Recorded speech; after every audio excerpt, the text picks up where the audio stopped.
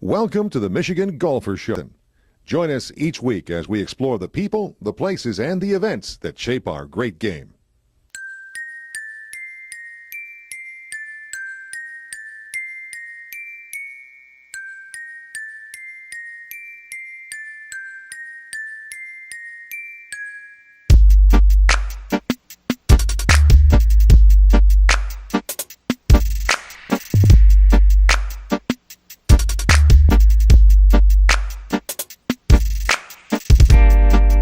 Hi, I'm Jack Berry, and I'm at the Detroit Golf Club talking with Greg Johnson, who is Mr. Communications for the Golf Association of Michigan and about every other organization in the state. He covers more golf than FootJoy.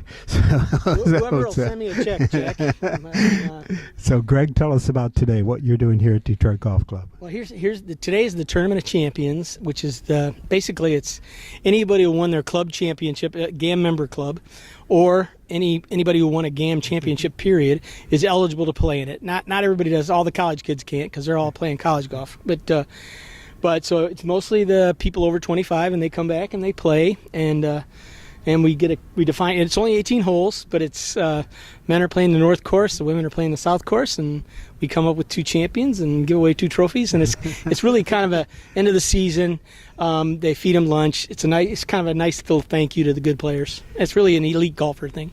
How many championships does the Golf Association of Michigan run during the year? There's if you count our net championships, which are for players with handicaps and stuff, we have 32 different events. So it's 32 tournaments that are considered championships, and then we have a couple of others, and then we have our GAM golf days too, which are every week. So I think there's 31 of those. So and then they run 18 qualifiers for the USGA for all the U.S. amateurs, U.S. Senior Open, everything, and so you're talking. They're doing about 80 golf days or more if you consider the amateurs are multi-days and all that. Well, usually it's the Michigan Amateur is the big one. What springs out from this year's Michigan Amateur? Really, Bo Brialt is the young man who won it, and he's not here today because he's playing college golf for Eastern. But he'll be the next kid that turns pro from the state. He hits it 3 miles and he can putt. He's got a gift. He was a hockey player in high school, and he kind of decided to take up golf when he wasn't getting good enough scholarship offers for hockey. He decided, well, what kind of scholarship offers will I get for golf? And he got plenty, and so he's playing golf and he's happy, and he's tremendously talented. And nobody hits you. You're right. No one hits you. No one puts you into the boards. It's all you hit the ball. You get to punish the ball. You just have to take the double bogeys and the blues when golf gives you a bad break.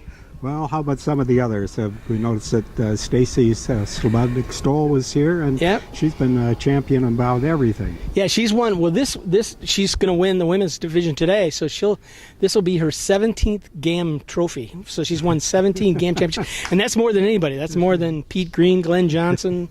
You line them up, and it's a lot. Now, a lot of those she was in fields where there was no one her equal, and but that's not her fault. She's kept her game. She's 47 years old. She's in like 3 Hall of Fames, and she's an amazing player and, probably the best woman player in Michigan history, really. And then she's, a wonderful coach. She's made a Big Ten team into a national power, a top 20 team for years. So you're talking a really talented person, and it's never a surprise when she's the winner. Well, it's nice to see that Michigan State has a champion in one of the sports now. Well, they've done pretty well in golf. So they don't like to play that one on the Big Ten Network a whole lot, but she's pretty good. What else has been going on with the GAM? It's really this is kind of the end of the season. They've really made inroads this year with their GAM Foundation, which is the foundation part that gives money, and the Youth on Course program was really good. It's where kids they pay $5 to play kids under 18 at the member all the courses that join, and there are like 70 courses now in Michigan that do this, and then they get subsidized through the foundation for those rounds. So the kid pays $5, and the other $20 or whatever, or $30, whatever that course charges, is negotiated with the GAM. They get subsidized for that. So it really brings kids out, and that's really worked great. There's kids playing golf for $5, and that stumbling block of how much it costs to play golf has been lessened. So I think it's the best get juniors out to play program. It at least gets them, because you have the first tee program, you have all these things that introduce the game, Right. but you didn't have anything to transition them to the golf course. This gets them on the golf course, and I think that's I huge. think it started in California, and it's that idea moved to the Midwest. It did, and it's been hugely successful. It's been, it was just a great idea, and I think there were 17 states when Michigan joined 2 years ago, and now there's like 31. So it's just gonna be all over the country real soon. Well, what's ahead, Greg, after this busy summer that you've had here with the GAM and Michigan PGA events? And you're in everything.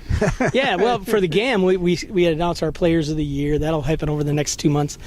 And there's still tournaments, like there's AJGA events in Florida, and so we have to wait until all these tournaments are done that are possible points tournaments. And then we transition right into next year's the 100th anniversary of the Golf Association of Michigan, the association itself. There's a huge celebration being planned. The amateur's going to be at Oakland Hills, not on the south course. That's going to be closed, but the north course. And there's going to be, actually, that Monday, they'll be playing the south course. It's going to be one of the last rounds on it, and before they close it for construction. And then, the tournament will be on the north course. So, and that's not the 100th amateur, but it's the 100th year for the GAM itself. And so that's a big celebration, and so that's kind of the thing now. And we're getting the Links magazine ready, which is our annual, and there's a bunch of different stories on that on the 100 years. And I'm trying to construct a timeline from history books, which is not easy. I'll be calling you. In fact, I'm calling you soon. So. Well, you did a good job with the PGA. Yeah, that was fun. It was a lot of fun doing that. I called you on that too, so you'll be hearing from me. But it's a lot of work. But it's also, I've always been a history nut and a golf nut, so it feeds both things that I enjoy. Good. We've been talking with Greg Johnson here at Detroit Golf Club, the GAM Tournament of the Champions today.